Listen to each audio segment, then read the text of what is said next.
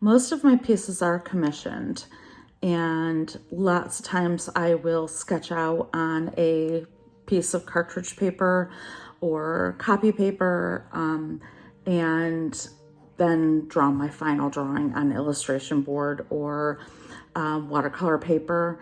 And it never occurred to me until I saw some people on YouTube and their channels using sketchbooks to keep ideas and thoughts, and trying out new techniques and new mediums. And I never thought of doing that. Anyway, here's my first sketchbook. Here we go. Hi, it's Laura. Thank you so much for joining me today for another video. Today I'm going to show you my very first adult sketchbook. When I say adult, I mean I haven't had a sketchbook or kept a sketchbook since college. So here I am, 50, and it's been 30 years since I've graduated from college. Wait, stop. It's only been 28 years since I graduated from college. I have my first one to show you since then. Why don't you join me? So you can see how happy I was when I got my first sketchbook at 50 years old. All right, so this is what it looks like when I first got it. It was so beautiful and I was too excited to break it in. So I just chose the Strathmore because it had really good reviews on Amazon and it was meant for mixed media. And I really liked the soft cover. So throughout the sketchbook tour, I'm going to show you the illustrations, and some of them have little video clips showing you the process, and others I have tutorial links. First of all, I wanted to let you know that I was thinking that this sketchbook was very precious, and I'm not sure if you felt that way whenever you get a new sketchbook. Maybe it's just me, but I just couldn't stop touching the blank pages. I had all these art supplies that were just waiting to be used. I figured it was about time to get some more practice in, since I've been so inspired by everyone else on YouTube. All right, here we go. So this sticker that I put on, I asked my boys to pick up for me. They went to a Jim Cotta concert, and he's a local band, or they are a local band, I should say, and they are phenomenal. So if you get a chance to check out Jim Cotta, go for it. All right, so these sketches are of the intro to my sketchbook. I've heard a lot of people talk about having that first page when you open up your sketchbook to be very special, very personal, and one of those title pages that kind of would resemble what is the sketches or the theme to come of the sketchbook. So I just sketched this in just regular graphite pencil, and I used watercolors for the rendering part. I'll have a video on what watercolors I have coming up, but basically it's for the most part Daniel Smith and Winsor Newton with a few Holbein sprinkled in. So these are just my kids that I'm rendering. I have 5, and also my husband and our sweet little American Bulldog CJ that I rendered in. This I sketched on my birthday itself, so it was very commemorative. Lots of things that are special to me are on this page, and I just used a variety of watercolor and gouache and some colored pens that I have of a variety of thicknesses. And I just played, and I just did some line work and outlined things, and my kids have cute sayings, so I put those in as well. So overall, very happy with it. It's bright and bold, and it's very me. Okay, so the next page in the sketchbook, this page, I thought I would start off with what I was thinking that I would be doing throughout the sketchbook, and most of it is black and white photographs that I was going to sketch and render throughout using gouache and watercolor, and really start tackling and studying values and value translation from black and white to color. And I found this photo of this woman. She's a hiker. I believe the photo was from the 1930s. I didn't keep the reference and I cannot find it. But I did find it on Pinterest. And this was mostly all gouache. I think the mountains are watercolor. But I had a lot of fun playing with this. I put some texture in the background with some colored pencil, and by far I really, really enjoyed this. But I can tell that I was kind of rusty. This is a illustration of Christmas with our pastor, and I decided to sketch him and the beautiful layout on the stage with the tree, and the pop of color on the right hand side of the page with just colored pens. This is my son playing on the computer, but I think I drew him a little bit older than what he is. So this right hand side, I drew this in this pink pen, and then I rendered it, the rest of it, in gouache, and it bled all over. And I didn't like it at first, but then I really liked it, so I did it again on this page. And these were some toys that he had on the table that he got in his stocking. And the right-hand side, this was, again, from a black and white photograph that I found on Pinterest. And I rendered this all in gouache with sepia tones. And I really loved that. There's some burnt oranges and burnt umbers in there as well. All right, so this is my gouache that I have in my palette. This is a very old gouache palette. I've had it for years, and I had some new gouache that I wanted to put into the palette. Now, I figured out with the Swatch book that I have, the Painter's Diary, that is the best solution for me was swatching, where you're going to see throughout the sketchbook when I do the swatches, especially with the paint I already have, it gets a little bit confusing. So I'm adding in the colors that I just got along with the colors that are already in my palette. Now, these colors are gorgeous, they're beautiful, they're pure. When I add them in my palette, I keep the rest in a drawer that I have in my studio. I have to have tea when I'm painting, tea or coffee. And when I pull them out, I can match up the colors on my palette with the colors I already have in my tubes. Now, because I've had this palette for years and years and years, I never swatched before up until this year. So I have colors in my palette that have been tainted. I have colors in my palette that I have no idea what color they are. They're all Winsor Newton. That's the only thing I knew. And so adding in new colors that didn't match with the old colors that were supposed to be that color, it's like a big puzzle. So I'm trying to match up the colors in the palette with the colors I have in my tubes. And I have to think about it because are they right? Are they not right? The colors in the palette, again, are tainted over the years. And I never once ever thought about swatching. Not once, ever, never, because the colors that I used all the time, and I knew what color they were. However, when you start adding new colors to your palette and they're new to you, you're not quite so familiar with them. So when I went to swatch based on seeing some other YouTubers swatch, it inspired me that, hey, you know, maybe I should be doing this. This is something people want to see. So having these new colors in my palette, laying them down in the sketchbook, I thought was the thing to do. Well, I I don't know. I have mixed feelings about it. I think the new colors that I have, perfect. They're bright, like this one, this turquoise. It's bright, it's brand new.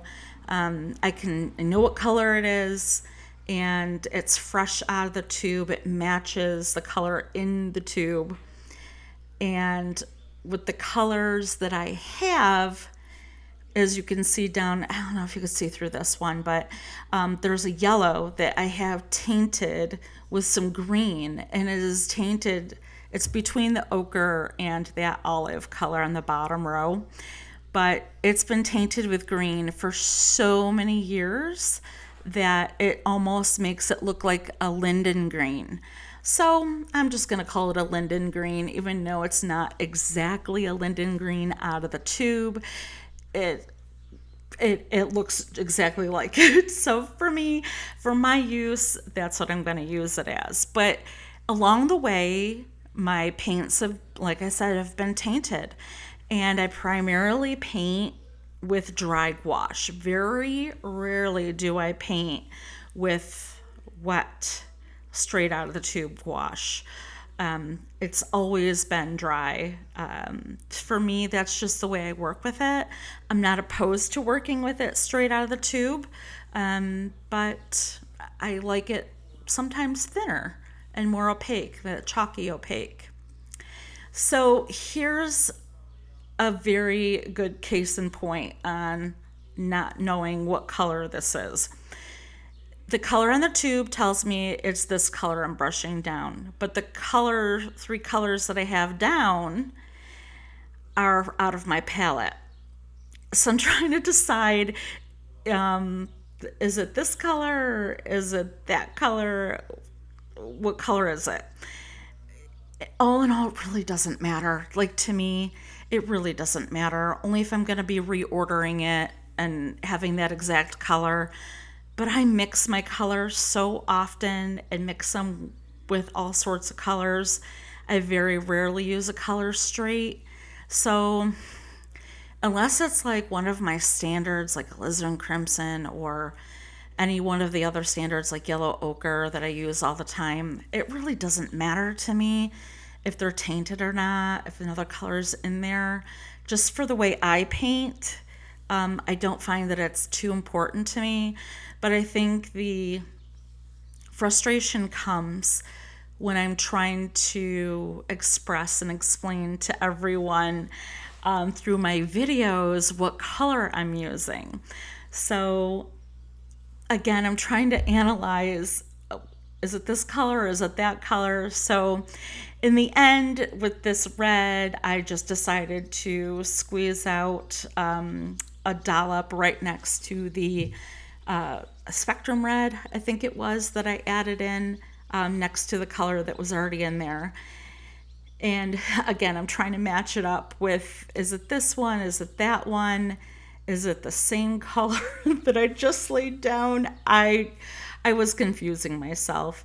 And later on this year, when I did purchase the painter's diary to organize all my gouache colors and my watercolor colors that are in my palettes and the ones that I have in the tubes that I can keep refilling, now that I know how to do it, I'm finding that painter's diary is super special and very, very useful for me.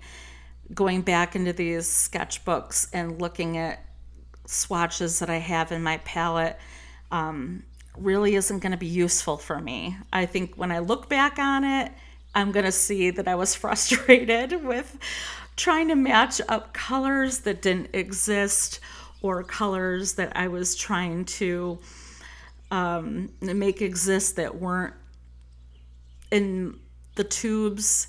You can also see, and I'll get a little bit further into this as we go, that the gouache tubes, the design has changed since my first set of gouache that I had versus the new set of gouache. So this right here, you can see it. The new gouache is on the left and my older gouache is on the right. So they used to paint on, or I'm sorry, they used to wrap paper labels around the tube, the aluminum tube, and now they're printed right on the tube itself. So information is basically the same, but one's paper, one's not. So I don't know. This is just some old paint that I have, but I don't throw anything away. So even if it's dried out, I will still unroll the tube and take out all the crumblies that are in there and wet them down really good in my pan, and I will still reuse it. Crumbles and all, I like the grittiness of it and the texture. And I don't know if you do this or if it's just me, but if I can't get a cap off a tube, I will use my paint sweatshirts or whatever I have, and I will open up the cap. Maybe it's just a Laura thing. I don't know. It's like typical me. Again, I'm just showing you the difference in the labels, the old labels and the new labels. Just the colors that I've had for years that I can definitely refill. The tubes that I've already used and discarded of, like, years back and stuff, I never kept because I never thought that I needed the label because I knew what colors they were. I thought I knew what colors they were. Anyway, I'm rambling, but this is what I have, and adding in new colors was a bonus. It was special, and I was able to accurately write down what the colors were so you know what colors they are. And I guess it'll be helpful for me if I go to reorder them, but I just wanted to let you know what I was doing before now, because again, this is my first sketchbook, and I've never swatched before. So I just have done what I've always done: buy a tube of gouache, fill up my pan, and that was the end of it. So now I know different. So, yep. I guess even professional artists need to be told new things now and again to grow. Yeah, so these are the colors I have, and we're just gonna fly with it. I have a couple different whites. I've got a permanent white and a zinc white. I didn't have anything dark underneath it, like a dark line to show you which one was transparent and which one was opaque. But the painter's swatch diary definitely has all of that information. So I would not use what I just did as any sort of professional swatch guide whatsoever. That was, again, like I said, all new to me, and it's going to be what it is. So I knew what not to do for next time, if that makes sense. Let me know if you guys have experienced the same thing, if you've ever swatched before. How do you feel about swatching in your sketchbook? Do you guys swatch on a separate piece of paper? And do you keep it close by, like on your drawing table, or somewhere where it's like hung up where you can see it, when you need to look for a specific color? Or do you not swatch at all and just go by memory and just go, paint intuitively?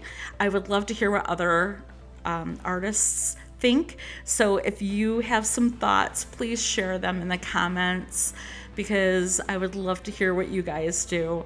Or I could be just an anomaly and I'm doing things really weird because this is all I've ever known. So yep, so here's the two whites I have. I use a lot of white, so this last time when I purchased the white, I opted for the larger one, and I do believe it's the permanent white that I got, the larger one, which is the more opaque white. Also, something to think about is if you want to watch the video that I had, the swatching in the painter's diary, I'm going to link that video above for you right now so you can go and watch it. I'll have the link in the description below as well if you want to check out the painter's diary for yourself for water media. I really think it's helpful and I absolutely love it. And I think once, if you've never seen it before, the diary, I think it would help you out greatly. Because for me, once my sketchbook is closed and I filled it up, even though this is my first one, I can kind of tell, just knowing me, that I'm really not going to go back into the sketchbook to look for a specific color. So that's just me, and that's just what I would do. So if I was to look for a color that I wanted to replace, if I had more than one sketchbook, I would have to flip through and try to find it. I like swatching for color play. Like if I'm mixing random colors and having fun, just random colors mixing together for color play, that's one thing. But if I am just, like doing this so I know what I have in my palettes, that's a different thing. And I think the utilitarian process of that is different, if that makes sense. So I don't know. I've kind of gone through the sketchbook. I ran out of room. So when I got new colors, I'd have to go and find a new page and add in a new page for some colors that I just got. And then therefore they're not together. And it just makes everything a little haphazard. And even though I'm haphazard and I'm scatterbrained, that's really not the way I work. So having it in that sketchbook makes so much more sense to me. And they're all Winsor Newton Designers gouache. The right hand side here, I was sorting out clothes the end of the year. This was good riddance to a car that broke down that my husband Kevin was, it broke down, and goodbye car, and so many other things that we were finished with the end of that year. New Year's Day, this was a vintage card illustration, I believe I found on Pinterest. This is the first time that I used the Sharpie S-Gel pen to draw and then gouache over the top where it ran. You can see where it just ran, and I didn't like it at first, but then I was like, wow, this looks very aged and antique. And so I replicated the style again on the right hand side for the old telephone. This was a mixed medium piece. This piece I found, again, a black and white photo on Pinterest, and I loved the juxtaposition of the ladies sitting on the rocks and the rocks in the background. And so I created those rocks in the background with watercolor after drawing out with the S-Gel pen first. And this was all drawn in one swipe, no pencil underneath at all, no erasing. I went back in with Prismacolor pencils after I did the watercolor to give some texture and make each one of these girls stand out with their own unique colors. I thought it was so much fun. I think it's one of my favorite pieces. This I did a video on. I will link it again below. This is all in the barrel Prismacolors. Just regular Prismacolors of my son Kelvin. The right hand side as well was a Tram. And I found this also on Pinterest. That's of the Denver airport. I also did a video on that one. This was just gouache colors that I got that I was playing. And this one was another black and white photo I found on Pinterest, all in gouache. and using the S gel to draw them out first. I love that piece. And this piece as well is one of my favorites. This was a video that I did back a couple months ago. Again, gouache and color pencil for that one. This one I did not do a video on just yet. This is just an English cottage all painted in gouache, and I'll show you a little bit of the process. I absolutely love England, love England, and this is this gorgeous cottage.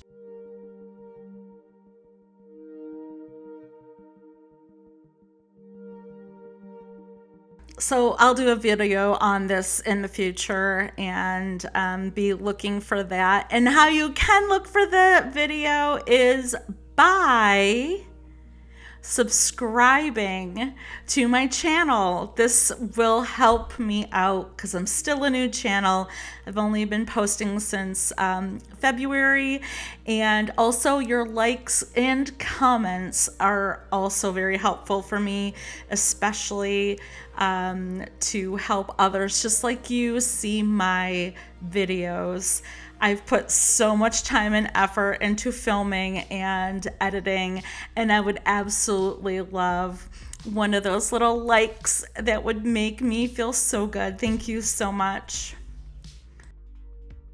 Yeah, super cute cottage. I love that. I love how it turned out with the stone. That's my favorite part.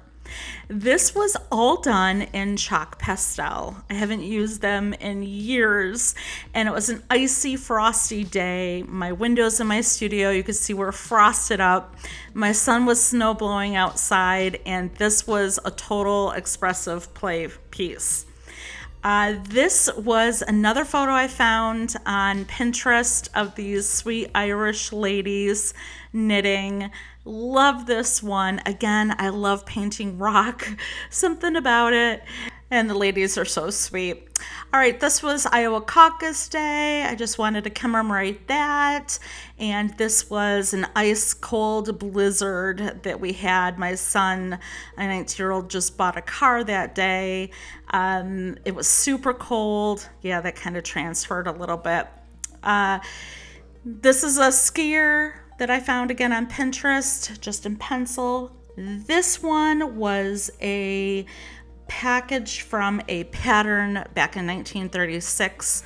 I did a video on that. This is all in gouache, as well as this. I have videos on both of these. If you want to check those out, I will put them in the description below. These are all my Prismacolor pencils. I have a couple pages of these. I have so many of them, and a lot of them are short and squatty. And I was going to Hyatt's, our local regional art store, and I went through all my pencils and I marked down, you can see all these little tick marks. I wrote down what I had, what I didn't have out of the 101 colors, and took my sketchbook there and got the pencils I was low in supply. This is again just a sketch I did just in blue pen at church. This was just some random color swatching, and these were the Faber-Castells and the Caran d'Ache, my corners that I got. I just did some random swatching in there. These are the Ohuhus, the new markers that everybody has been using. I got a little set of those that I was practicing with. This, I believe, is the portrait set. And I love how juicy they are. I love the chisel nib. These I was just playing with to see what kind of broad lines I can get, overlapping the strokes.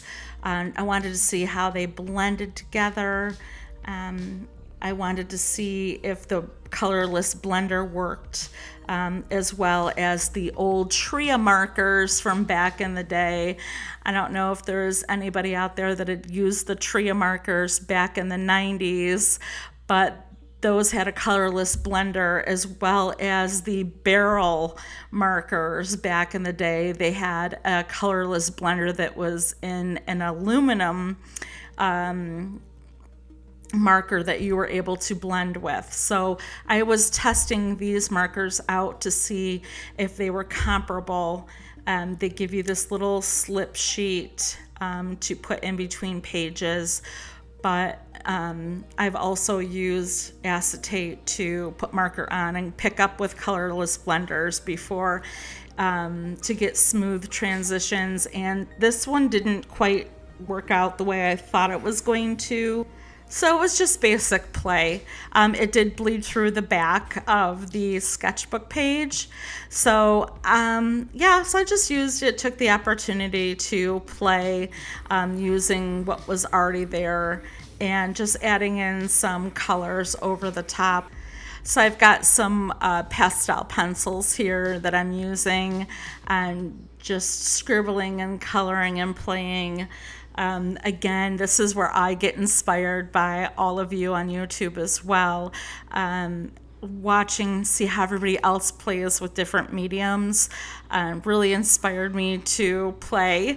And so blending some pastel out, adding in some other tools that I have. These also as well I got out, and I haven't used these in years. And these are oil pastel, so I thought I'd throw these in too. So I've also pulled out some Doc Martens and dropped some of those colors on. I just was playing with all sorts of things. I was just having a lot of fun with this.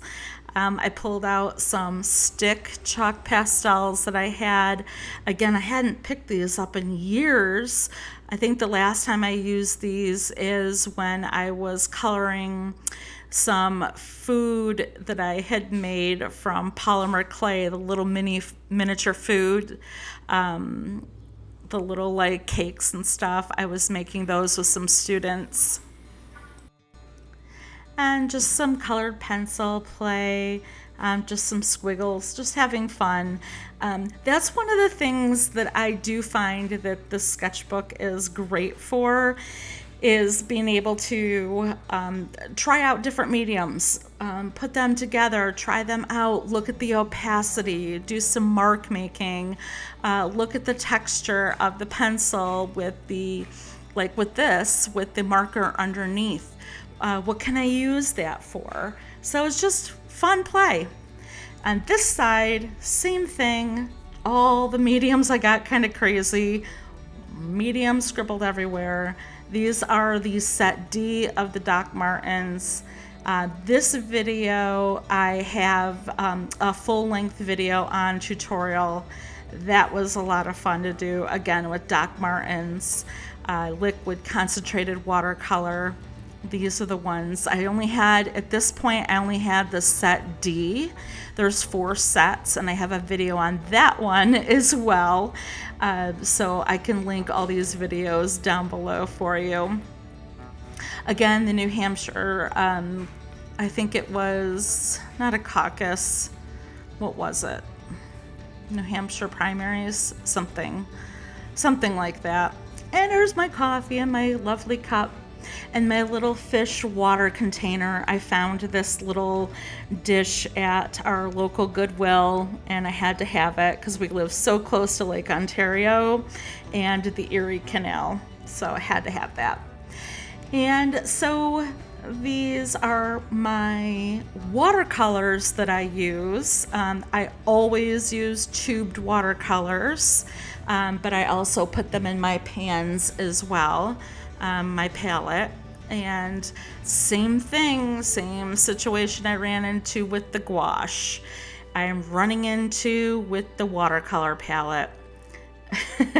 Trying to figure out, is this the right color? Is it not the right color? Does it match up? It's been tainted over the years by other colors getting into it, a dirty brush washing into it. I don't know.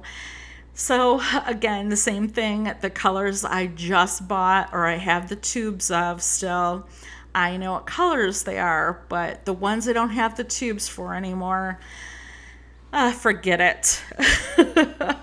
Again, it was more for just swatching. A lot of people are doing the swatch videos, and I thought, well, like I said, thought I needed to do one too, and didn't know right color, not the right color.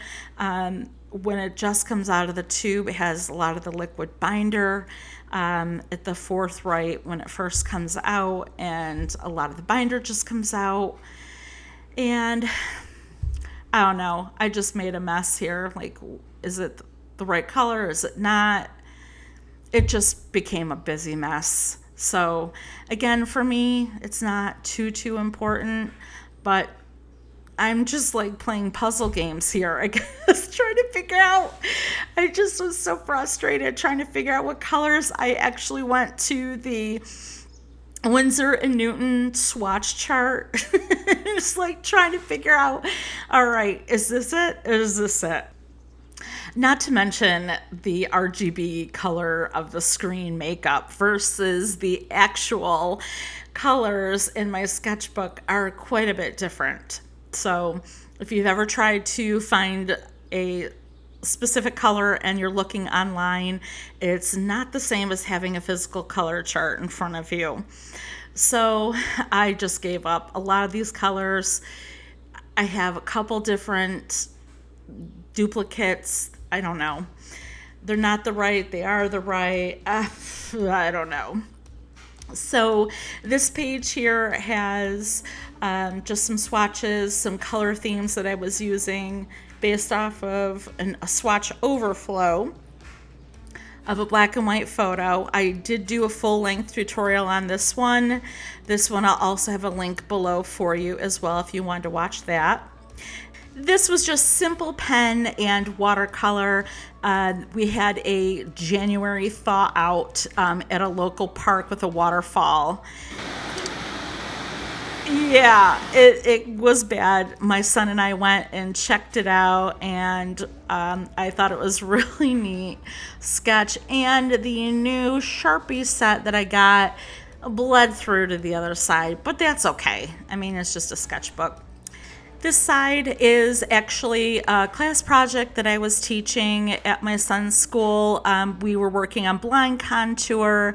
I was showing them an example of what to do. So I drew 3 of the children and I drew them over top of each other. And then I went back in with colored pencil and colored in each of the shapes. They loved it. This is just an example of car in a car parking lot at a dealership that we had purchased. This was the day that Kevin was talking to the dealer. And this was a baking day. I have a video on this one as well, a full tutorial. This is the, again, Sharpie S-Gel pen and also gouache. I love this one. These 2 pages are of Kelvin, a trip we went to Milwaukee, and I used the Dr. P.H. Martin's for the base color, and then I went in over the top of the pages with gouache. This was just a play page. Here are some things that I used for it.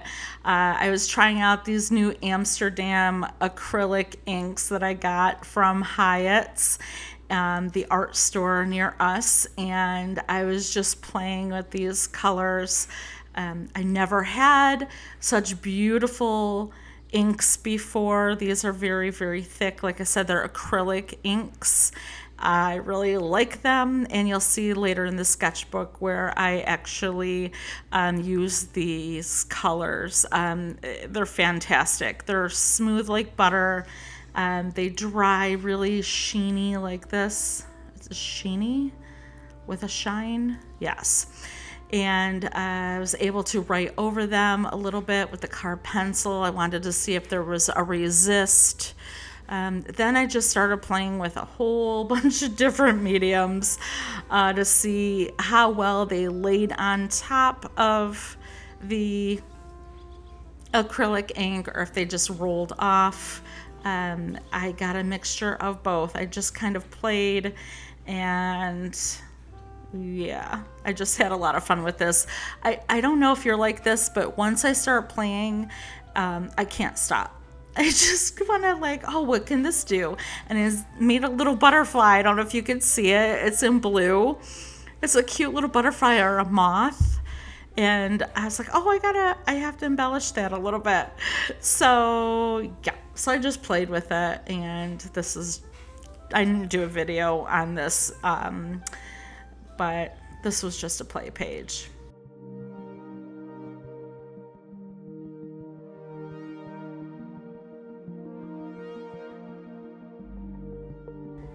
Well, that was fun. Didn't dry tacky at all. These are 3 different sets of watercolor pencils I was trying out. And this double page spread here, if you're an 80s kid, you are so gonna appreciate this retroness. I found scratch and sniff stickers just like we had in the 80s, and I had an album of, and also these super awesome smelly pens. So here's our Saturday morning that we got to play. So Kelvin and I yesterday he saw these at Target. These. They're like scented pens. Yeah. Super cool scented pens.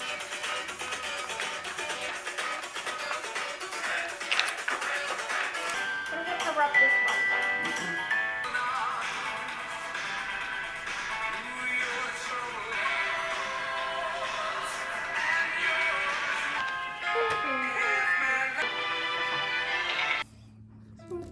It's strawberry, I believe. Where's this one? Yep, this one's definitely watermelon. I think this is the strongest one, I think, because the others I couldn't smell it when I was drawing, and this one I can smell as I'm drawing. This is watermelon. Which one's yours? Can you hold us and see if this is watermelon? I can't tell. Just, Where's the back of your package? Is there anything that's green? yeah, watermelon, kiwi, and sour apple. They're all green. Not all of them. Kiwi, sour apple, and watermelon are green. So I'm just gonna jump in here. Kelvin and I are still talking in the background, but this was quintessential Saturday morning for me, like back in 1982, 83. We all had these pens, and I loved exploring with them. This brought so many memories back for me. I got to share this with him. I had such a ball with him. We played for hours. Total 80s kid right here. All about that retro, right?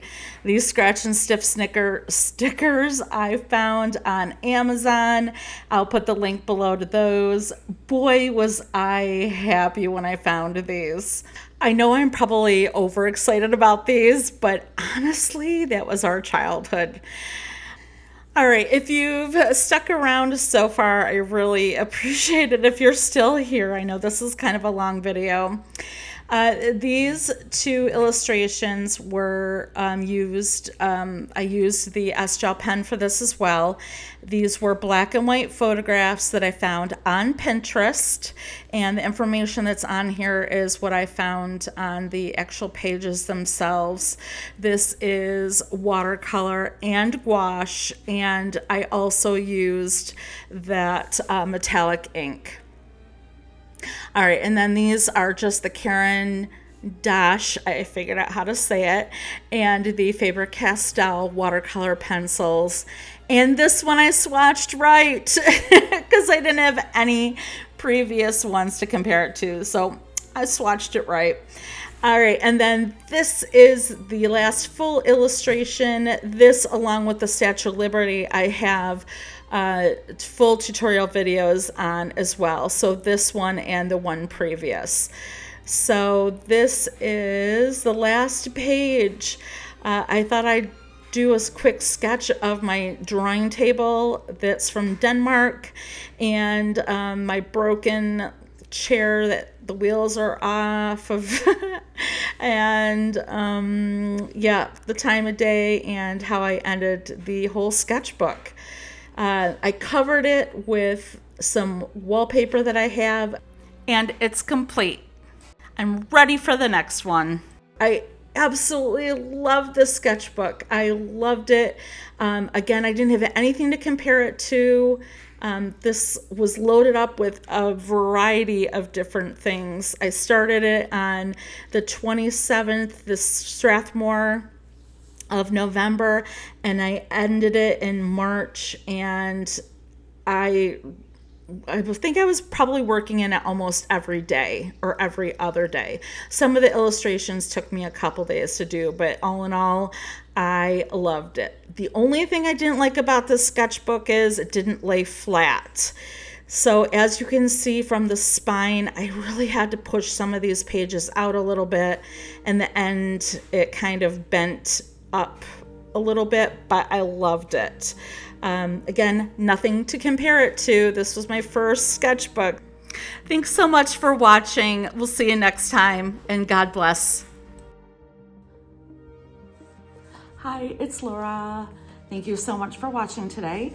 I'm going to be doing my first sketchbook video.